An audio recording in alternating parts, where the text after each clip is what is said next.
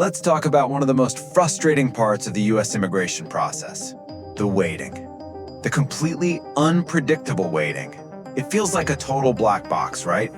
It leaves millions of people just wondering, what on earth is going on with my case? And if you've ever been through this, you have definitely asked yourself this exact question.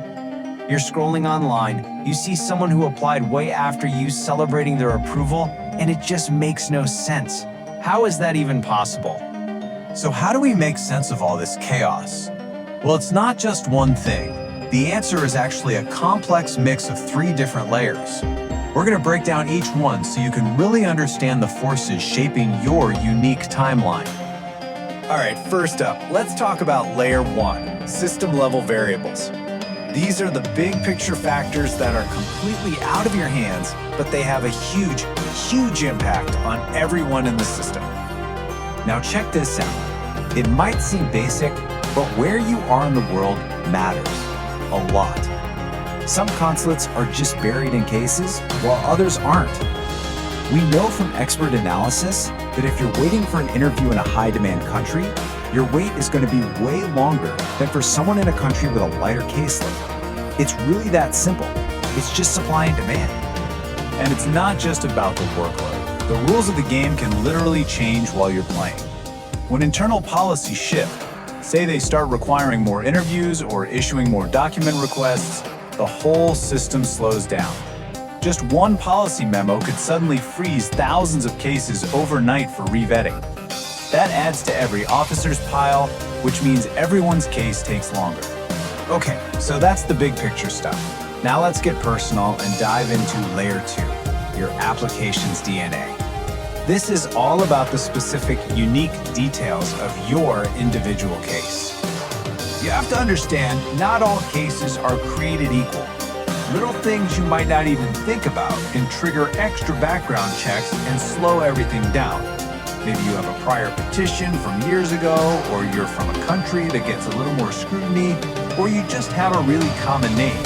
An officer is trained to spot any inconsistencies, or what some experts call unforced errors, and those can raise red flags that just demand extra review. And then there's one of the biggest timeline killers of them all, the dreaded RFE, or request for evidence. This is when an officer looks at your file and basically says, I don't have enough here to say yes. Now, it's a chance to make your case stronger, but it will absolutely throw a wrench in your timeline. And here's why it's such a big deal. When an RFE is sent out, the clock on your case stops completely. Then, after you send back your documents, your case doesn't just get picked back up.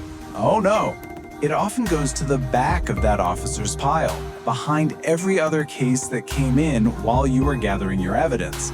Then they have to start all over, rereading your entire file. It takes a ton of time.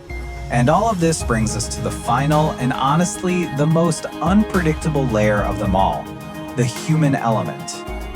This quote from expert analysis just gets right to the heart of it. You can have 2 totally identical applications, and the outcome can still be wildly different.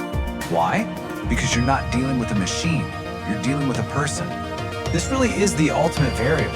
The officer's personal workload, how much training they've had, how they're feeling that day, their subjective read of your case, it all comes into play.